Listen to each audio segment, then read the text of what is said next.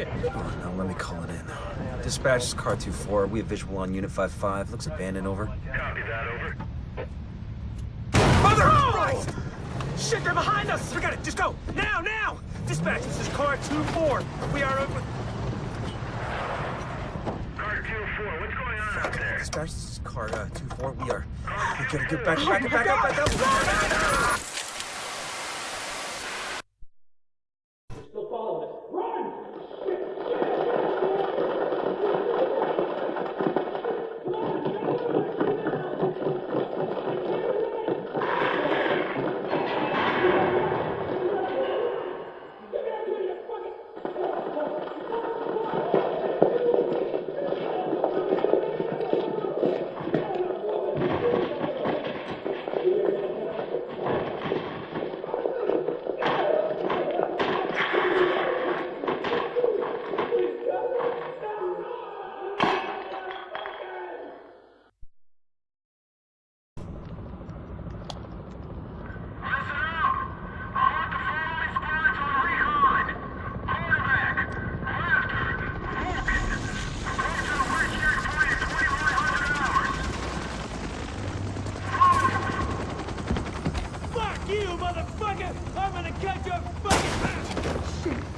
Don't shoot!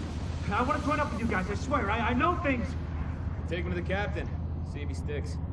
Roger that. On your feet, you. You will regret this. I swear. You there! Hey! Give me that! Soldiers of the Last Man Battalion, this is your commanding officer, Lieutenant Colonel Charles Bliss. There were those among us who were angry when the decision was made to leave us behind. Leave us to die, as some people said. But I looked around at this city, and I saw opportunity. I saw what it had been. And I saw what it could be once again if someone had the guts to fight for it. If there were men willing to go out in the streets and take them back from the degenerates and lowlifes who ruled them now. To do what the cowardly government and its fearful, weak soldiers were too afraid to do. And to cut down all the liars and murderers and thieves who stand in the way of peace. We will not look back. We will not compromise. We will do whatever it takes to ensure a better tomorrow for all those who stand with us. And those who stand against us, may God have mercy on their souls. Bliss out. Tell me we got that. Because God damn it, I'm not doing it a second time. One cut. One cut's gonna make you bleed, but one cut don't kill you. One cut just makes a scar. We're gonna fucking fight him! A deeper cut We're gonna fucking fight him! We're gonna get him! We're gonna... makes you cry. But you can turn that cry into a roar, or you can turn it into a whimper. That's your choice. I can't So take you it! can choose to be a victim, no matter where you at. I can't take Top of the it! penthouse, in a prison cell, or even free. Roaming your own streets again. Complain about the cold, the rats. Complain about who's in charge. Some people want to stay the victim. They want to cry. I'll give you what you want. You want to be the victim? Well, I'll make you one. I'll make you one. Me? I'm gonna take what's mine. They say this disease is a tragedy. They say it's the end of the world. Oh, yeah! This disease is our teacher. Teaching the uniforms that they done. Teaching us to rise up. They taken from us long enough. Now we take from them. Their houses, their cars, their families, their lives. This is our time. And now is our time. It's our time.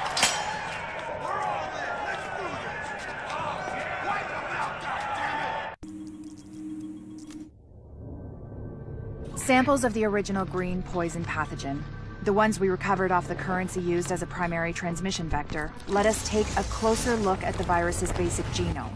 What I found was clear evidence the bug had been manufactured. There's genetic material there from a half-dozen other pathogens, bolted onto smallpox to make a more efficient killing machine.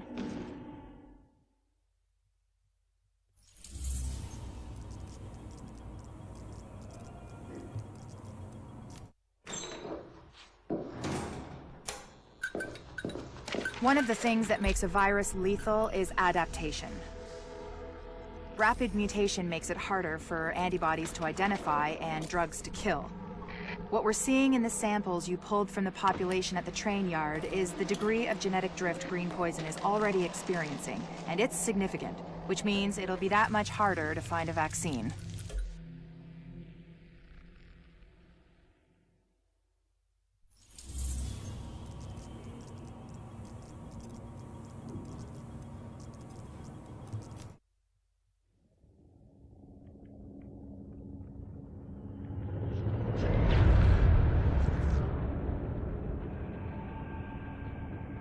What you're looking at is the smallpox virus.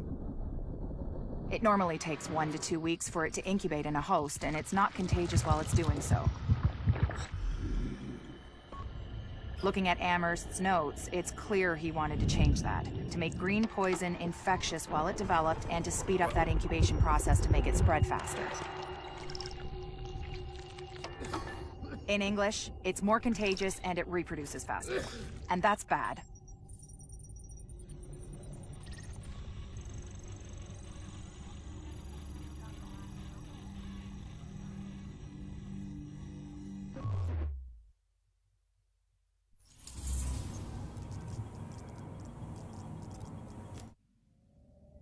We've got confirmation that green poison wasn't bred. It was coded. Specifically, he picked up on his buddy Chernenko's research about modifying virus genomes in a virtual space, kicked it up a few notches, and fed the result into an industrial protein replicator. What came out the other end was a working virus, one he could keep tweaking to achieve maximum effect. By which I mean, dead people. Alert, an agent has left your team.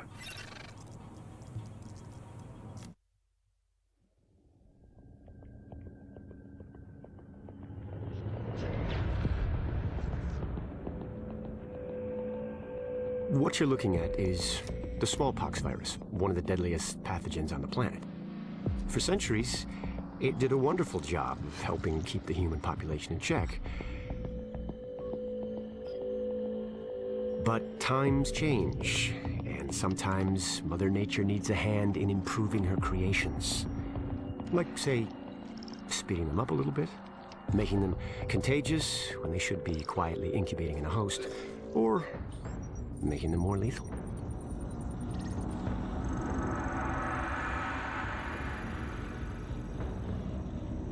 I didn't come up with the approach on my own. My friend Vitaly is one of the pioneers in the field, and the idea has been around for years. Genome as data. You see, once we digitized DNA, we made it infinitely mutable. We could do 1,000 virtual variations in the time it used to take to grow a 1 lab-grade generation of pathogens. And we could pick the best, most lethal combinations and make them real. That's how you make a killer virus, you see. Mix in genetic code from other diseases, and you move the sliders all the way up on lethality and virulence. The goal was a 90% mortality rate.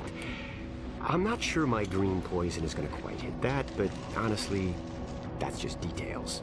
As long as most of humanity goes, the Earth stands a fighting chance.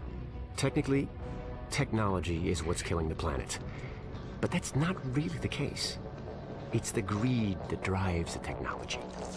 But a funny thing happened on the way to $100 genome maps and 3D printed plastic toys. Someone figured out those technologies could be repurposed, modified for the greater good. Me. Now, my virus is going to do what nature's always done. Decide who lives and who dies. And if nature decides I die, then I die. If nothing else, I'll have a lot of company. Natural selection at its finest, helped along by a little unnatural genetic manipulation. It's all data, really. Life's just a method of processing it. The same way I processed the smallpox genome on my laptop. And who's to say that wasn't the plan all along? If, by some miracle, you survive green poison, then nature's decided you deserve to live. The rest of us shouldn't and won't. Godspeed. I'll see you in hell.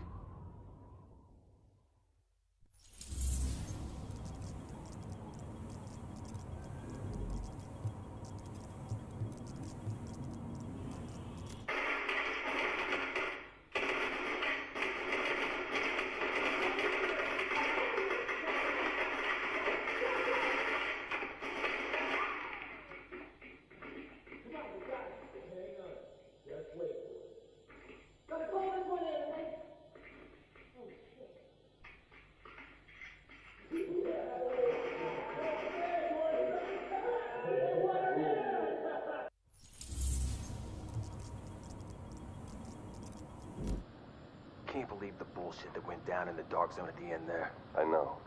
We had it. Everything I told them was dead on. They made us pull out anyway. And we left our dead behind. Yeah, we're not supposed to do that. Hang on a second.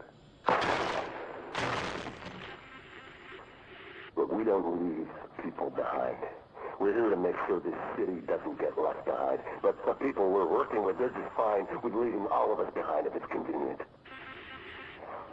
Look, I don't agree with every decision that's been made, but I am saying it's time to leave them behind. Their model doesn't work anymore. If we're smart, we cut it loose before it drags us down, before it kills us. You're talking treason. I'm talking common sense. Look around. There's nothing left to save. The JTF is trying to save a Manhattan that doesn't exist anymore. It is all about power now. Power and survival. They are done, but I am not. And you won't be either. Not if you work with me.